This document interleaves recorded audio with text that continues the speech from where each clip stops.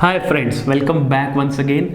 In this lecture, we are going to discuss another very important topic which is parallel combination of resistors. तो parallel combination of resistors होता क्या है, पहले इसको समझते हैं। देखो पैरेलल का हम मतलब समझते हैं ना, और जब हम रेजिस्टर्स को एक दूसरे के पैरेलल में कनेक्ट कर देते हैं तो जो कॉम्बिनेशन होता है, जो तरीका होता है उन सबको कंबाइन करने का, उसे हम क्या बोलते हैं बच्चा party? Parallel combination of resistors. इतनी सी बात है। मतलब दोबारा सुनिए, जितने भी हमारे घर के अप्लायंसेस हैं उनको रेजिस्टर्स बोलते हैं। अगर हम उन सभी अप्लायंसेस को वायर्स की मदद से एक दूसरे के पैरेलल में कनेक्ट कर दें, पैरेलल में, तो जो कॉम्बिनेशन होता है, जो तरीका होता है, उसको हम क्या बोलते हैं बच्चा party? Parallel combination of resistors. तो हम इसको देखते हैं एक सर्किट डायग्राम की मदद से। लेट अस सपोज हमारे पास 3 रेजिस्टर्स हैं, R1, R2 एंड R3। हम एग्जाम्पल के तौर पे ले रहे हैं यहाँ पे कि let us suppose we are having 3 resistors. ठीक है,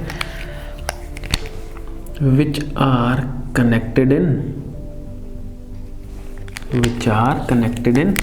parallel।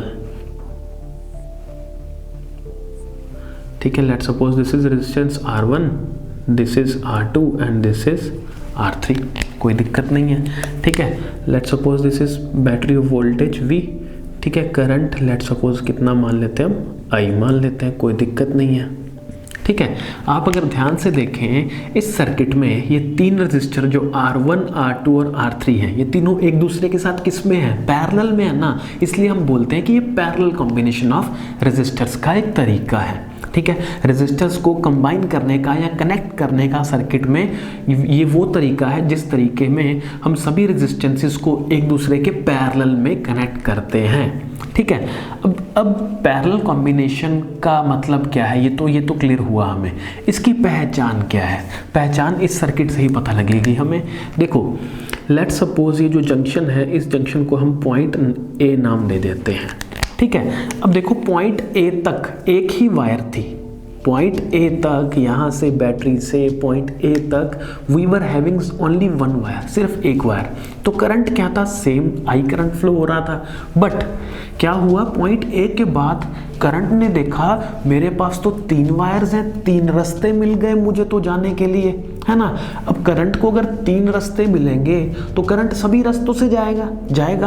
तो लेट सपोज करते हैं कि फर्स्ट वायर में से let suppose current I1 flow कर गया, R2 रजिस्टर में से लेट सपोज I2 कर गया, और R3 में से लेट सपोज I3 कर गया। ठीक है, ये होगा क्यों? क्योंकि 3 रास्ते मिल गए।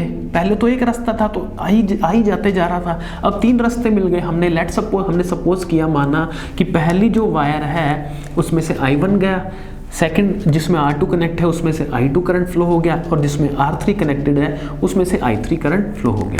ठीक है, अब देखिए यहाँ पे I1 आ रहा है, यहाँ पे I2 आ रहा है और यहाँ पे I3 आ रहा है।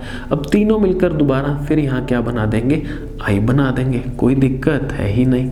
ठीक है, तो सबसे पहली पहचान पैरेलल कॉम्बिनेशन में क्या होती है कि जो करंट रहता है बच्चा पार्टी वो डिफरेंट रहता है। करंट क्या रहता है? डिफरेंट। हम लिखते हैं current will always remain different.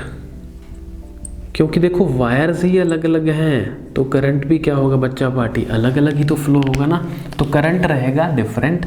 ये हमने एक पैरेलल कॉम्बिनेशन को देख के उसकी पहचान बना ली है ना। हमें मालूम चल गया कि अगर किसी सर्किट को आइडेंटिफाई करने को बोल दिया जाए और बोला जाए कि आप देखो इस सर्किट में लगे हुए रेजिस्टेंसेस सीरीज में हैं या पैरेलल में हैं, तो हम देखेंगे कि पैरेलल में होंगे तो हमें चेक करना पड़ेगा। अगर करंट डिफरेंट है ना, करंट अलग अलग है, तो मतलब वो पैरेलल में है। बट अगर करंट क्या है, वो सेम करंट फ्लो हो रहा है, तो मतलब वो किस में होंगे बच्चा पार्टी? सीरीज में होंगे। इतना तो ईजी है ये, है ना। एक तो ये पहचान हो गई। दूसरी पहचान क्या है? दूसरी पहचान बहुत इंपॉर्टेंट है, क्योंकि फर्स्ट जंक्शन को है हमने पॉइंट A मान लिया, इस जंक्शन को हमने पॉइंट B मान लिया। ठीक है, अब इसके अक्रॉस अगर हम क्या लगा दें बच्चा पार्टी, हम अगर इसके अक्रॉस एक वोल्ट मीटर कनेक्ट कर दें। क्या कर दें बच्चा पार्टी? एक वोल्ट मीटर कनेक्ट कर दें। ठीक है, तो वोल्ट मीटर एक पर्टिकुलर वैल्यू दे देगा हमें, बिल्कुल देगा।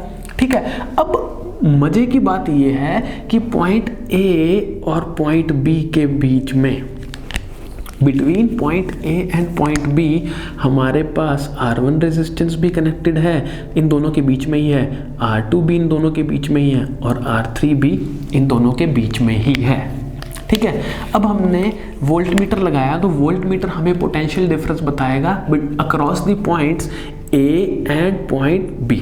ए और बी के अक्रॉस जो पोटेंशियल डिफरेंस है उसकी वैल्यू देगा, है ना। अब वो पोटेंशियल डिफरेंस R1 के लिए भी दे दिया उसने, R2 के लिए भी वही है और R3 के लिए भी वही है। मतलब पोटेंशियल डिफरेंस क्या रहता है? सेम रहता है। किसके केस में? पैरेलल कॉम्बिनेशन के केस में। तो हम क्या लिखेंगे?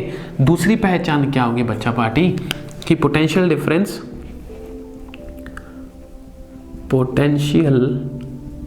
Difference will always remain same।